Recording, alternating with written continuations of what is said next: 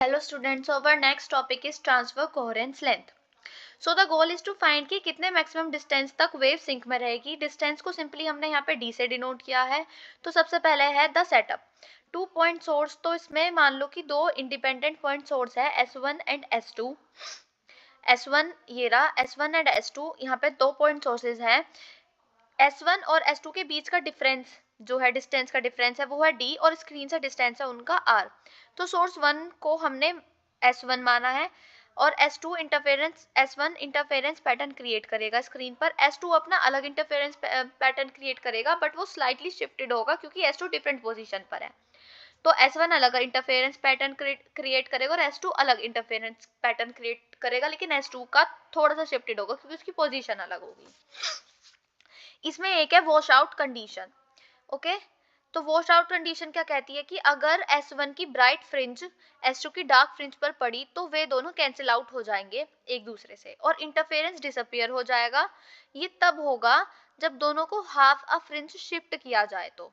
ठीक है, इसका एक छोटा सा डेरिवेशन है. स्टेप ए क्या है, the angular shift. So angular separation theta क्या है, d बाय आर. d क्या था हमारा, दो सोर्स के बीच का डिस्टेंस d था और उन सोर्स से जो स्क्रीन का डिस्टेंस था वो हमारा r से डिनोट करा था हमने. तो थीटा इज इक्वल्स टू क्या है हमारा, d बाय आर.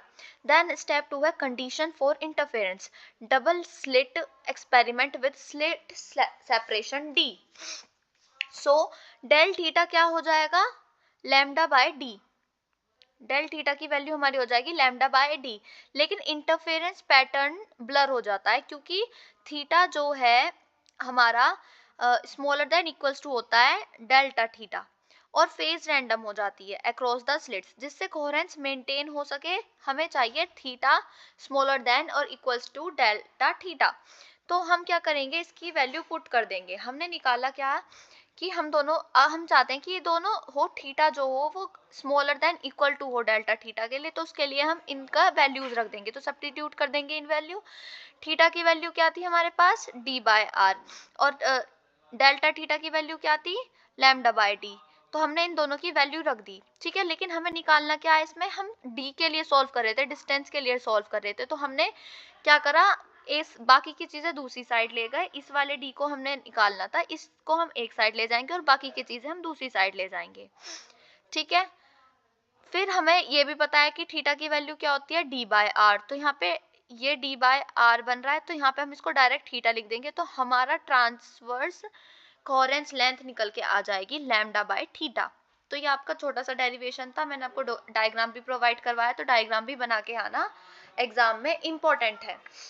सो अब जो हमने इतना सब कुछ करा है इसका मतलब क्या है, तो अब इस सब का क्या मतलब है, तो हमने किया, इसका मतलब है कि अगर सोर्स वाइडर होगा तो d यानी कि डिस्टेंस इंक्रीज होगा और कोहेरेंस लेंथ कम हो जाएगी. इसलिए जो बड़े टॉर्चेस होते हैं जैसे कि उनमें कोई खास स्पेशल कोहेरेंस नहीं होती और एक टाइनी पॉइंट लेजर में भी वही बहुत ज्यादा होती है. डिस्टेंस मैटर करता है, r इंक्रीज होता है तो थीटा कम होता है और लाइट और ज्यादा कोहेरेंट हो जाती है. ठीक है, तो एक तो इसमें इनवर्स रिलेशनशिप हमें पता चलता है और एक हमें डिस्टेंस मैटर करता है ये पता चलता है इसकी मदद से. देन इसका एक छोटा सा कंपैरिजन हैगा लॉन्गिट्यूडनल कोहेरेंस और ट्रांसवर्सल कोहेरेंस का. आप 2 मार्क्स में करके आ सकते हो और 2 मार्क्स में ही पूछ सकते हैं. ठीक है, तो डायरेक्शन क्या है, लेंथ वाइज बताता है ये हमें कि कैसे लेंथ वाइज हमें कैलकुलेट करके देता है, और लेकिन ये हमें विड्थ वाइज कैलकुलेट कर देता है चीजें. ये लिमिटेड बाय इसमें कलर स्प्रेड होता है तो लॉन्गिट्यूडनल कोहेरेंस कम होती है, बैंड विड्थ ज्यादा होता है तो लॉन्गिट्यूडनल कोहेरेंस कम होती है, डेल्टा लैम्डा की वजह से कम होती है. और लेकिन इसमें जो ट्रांसवर्सल कोहेरेंस में साइज ऑफ द सोर्स, मतलब कि जो सोर्स का साइज होगा, जैसे मान लीजिए टॉर्च है, उसका टॉर्च का साइज क्या होगा, जहां से वो निकल रही है उसका साइज के ऊपर डिपेंड करेगी. तो लॉन्गिट्यूडनल कोहेरेंस में बैंडविड्थ और कलर स्प्रेड की वजह से कम हो जाती है लॉन्गिट्यूडनल कोहेरेंस, और ट्रांसवर्सल कोहेरेंस में साइज ऑफ द सोर्स के ऊपर डिपेंड करता है कि ट्रांसवर्स कोहेरेंस ज्यादा होगी या कम. So that's all for my today's video. In next video we will discuss about energy levels of laser. Stay tuned until then. Thanks for watching.